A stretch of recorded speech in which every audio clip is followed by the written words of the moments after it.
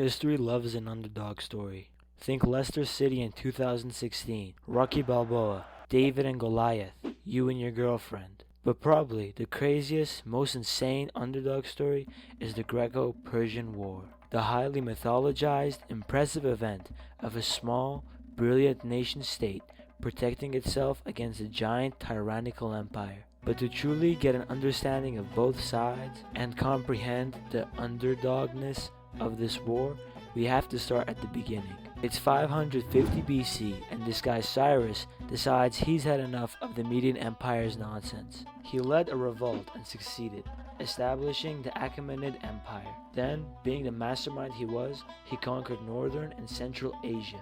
And then, he decided to conquer Babylon. Now, Babylon was the place to be way back then. It was a rich and powerful empire with giant walls defending its cities. Cyrus led his army to a decisive win in the Battle of Opis. Then, he diverted the river from the Euphrates to allow his troops to march into Babylon. The Babylonian p-meter was at 100. And on October 12th, the Persians went into Babylon, and without a fight, Babylon surrendered, ending centuries of rule. Babylon folded under zero pressure. Let's pause. Based on what you've seen in movies and games, what do you think the Persian Empire was like? Evil? Oppressive? Backwards? Bald kings? No, Persia was a pretty tolerant society. After conquering Babylon, Cyrus released the Cyrus Cylinder, basically the first charter of human rights. Slavery? Abolished. Religion? Worship whoever. Racial equality? Definitely. Displaced minorities, most notably the Jews, were allowed to return to their homeland, earning Cyrus a place in the Bible. Good job, Cyrus. Cyrus kicks the bucket, and his son, Cambyses II, slides into the throne. Cambyses took over Cyprus and Phoenicia, and in 525 BC, Egypt was under Achaemenid control. Uh-oh, this empire is looking pretty big. While Cyrus granted rights to people, Cambyses tried to stomp on people, mainly the Egyptian religion. He looted their temples, and he even went on to kill the sacred Apis bull. Wow, the Persian Empire is starting to sound really evil. Except maybe not. The stories of Cambyses being terrible to Egyptians was probably started by the Egyptian priests, as Cambyses had decreased funding for the religious temples. However, Cambyses did marry two of his sisters. Yuck.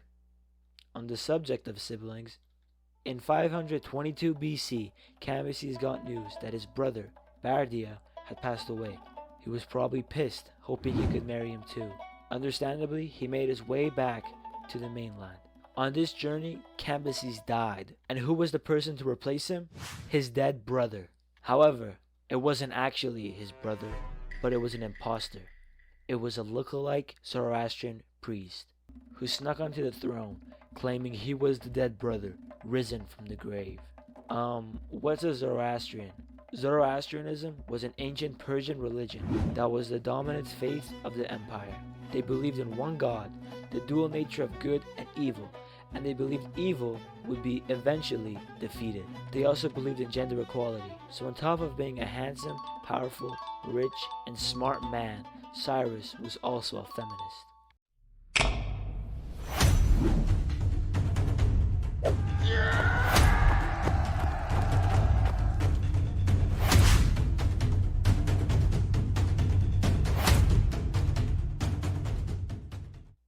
So where were we? A feminist, a dead king, and an imposter Zoroastrian priest. Well, this man didn't stay in power for too long. 7 months later, he was overthrown by Darius the Great. Darius started many large construction projects, the biggest of which was the construction of the Jewel of Persia, Persepolis, the ceremonial capital of the empire. Darius also launched campaigns near Egypt and expanded Persian territories towards the east, west, and north. By the end of Darius's reign, the Persian Empire controlled around 40% of the world's population. In basically 3 kings, the Persians had gone from a nobody group in the desert to controlling the largest, richest, and most powerful and most interconnected empire in the world. How do the Greeks compare? The Greeks are a small collection of nation-states, and they all have some sort of beef with each other. Greek society placed large importance on innovation and new thought. They discovered big breakthroughs in math, engineering, space, and philosophy. They created trigonometry, and we still side with them. Greek philosophy is basically the foundation of modern-day Western belief, and Greece is the birthplace of democracy. Anyways, Darius launched a campaign westward towards Greece and Macedonia, and Macedonia surrendered immediately. Now the rest of the Greeks' P meter was stuck at 100, so they put aside their beef and formed a plan. They are going to help a group of people in Anatolia to gain independence, as the people living in Anatolia were culturally Greekish.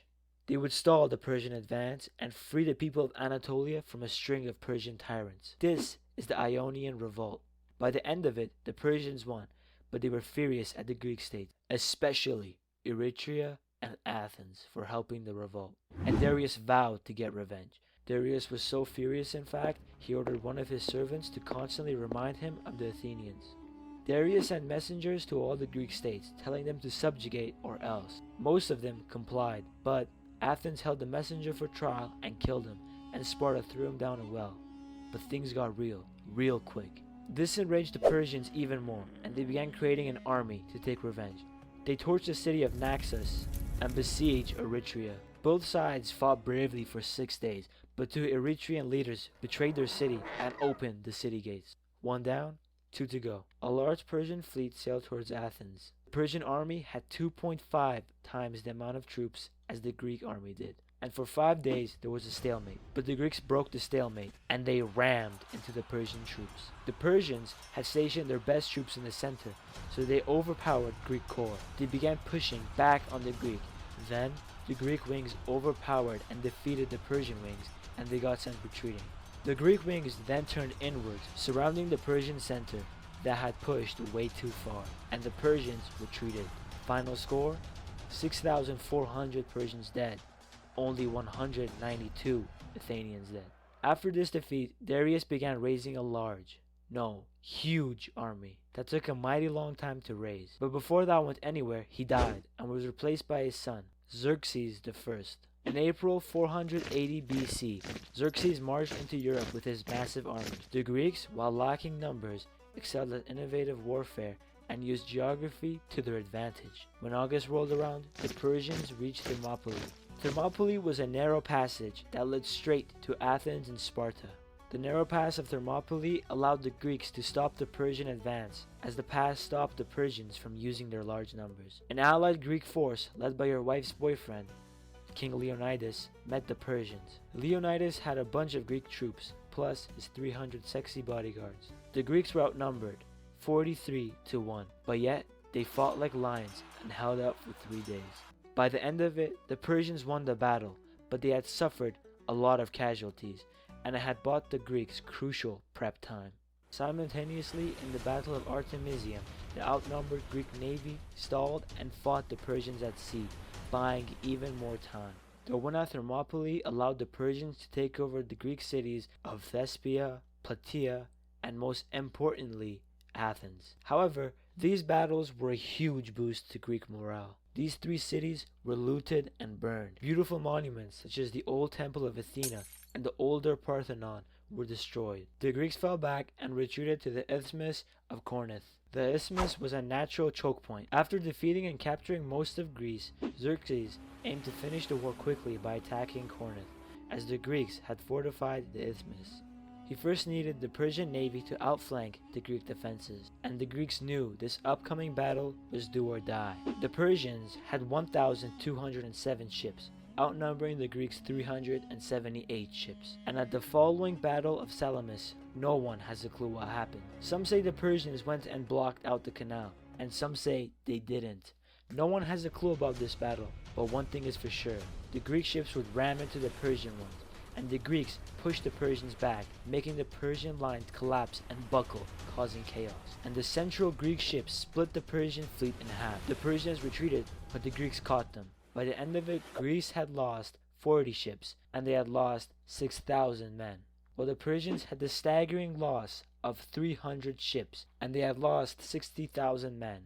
That winter, tensions grew between the Greek city-states. See, the isthmus was here, and it was protecting everyone here, but everyone in the north was not.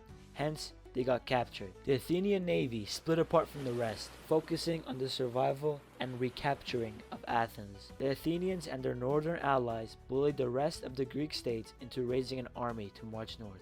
The Greeks met the Persians at Boeotia and won. Elsewhere that same day was the Battle of Mycale. After Salamis, the Persians set camp at Mount Mycale. If the city-states wanted to kick them out of Greece, they would have to attack them there. With 150 ships, the Greeks sailed to Mount Mycale. Right before the battle, the Persians disarmed the Greek soldiers who were fighting for the Persian army, just in case. The Greeks split into two parts, a Spartan army near the hills, and the other city-states near the shore. The Greek allies attacked the Persians who had set up a shield wall, but the Greeks rushed in and broke that wall, and they killed the Persian commanders. The Persians retreated back to their camp, but the Greeks followed, slaughtering them. The Greek-Persian allies, realizing the change in the tides of war, flipped sides and began fighting the Persians. The battle at Boeotia and this battle crushed the Persians, and it changed the war. Now, the Greeks would start an offensive against the Persians. They besieged and won the city of Sestos, raided large parts of Cyprus, and the Greeks took over Byzantium, which was a key strait between Europe and Asia. This was a huge blow to the Persians. The Spartan general, Pausanias, became really cocky and alienated the rest of the allies, who ditched Sparta for Athens. And Sparta and a bunch of their friends stepped back from the war. And the Greek cities made a new alliance called the Delian League, who sought to protect Greece from the Persians. The League, under Athens' leadership, hit Persian garrisons in Thrace and Aegean, smashed the Persian fleet and army at Eurymedon, tried to take over Egypt but failed, and they won a decisive battle over Persia in Cyprus. This ended Persian efforts to subjugate Greece, and they sued for peace. The Persians were now limping, suffering big defeat after big defeat. The underdogs had won, and the Persians were distraught over their loss. Little did they know, they would suffer another big loss soon. One so big, it collapsed a 200-year-old giant.